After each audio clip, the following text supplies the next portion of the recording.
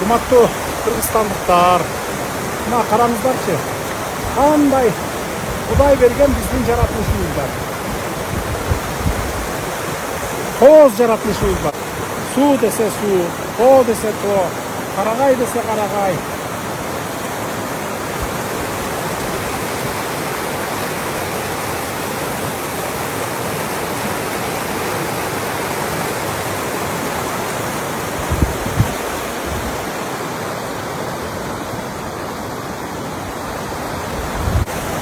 Ушул жаратылышка баарыбыз келип эс алабыз. Туристтер келет, өзүбүз эс алып атабыз. Анан мына эми ушундай эс алып кеткенден кийин монтип мусорларды, таштандылардын баарын таштап кетип атабыз да.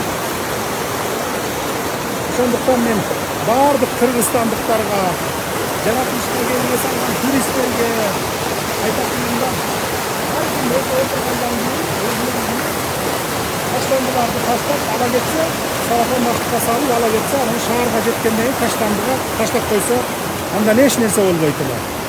Ошондуктан мен баягы анча-мынча сабатсыз адамдарыбыз ушинтип таштандыны таштап кеткен жерин көрүп калсаңар, сабаттуу адамдар терип, жыйнап, такмакай тазалап, таштандыга салып, машинанын аркасына салып койсо, салып койсоңор, шаарга жеткенден кийин таштанды челекке ыргытып коесуңар. Андан эч колуңарга эч нерсе жугуп калбайт.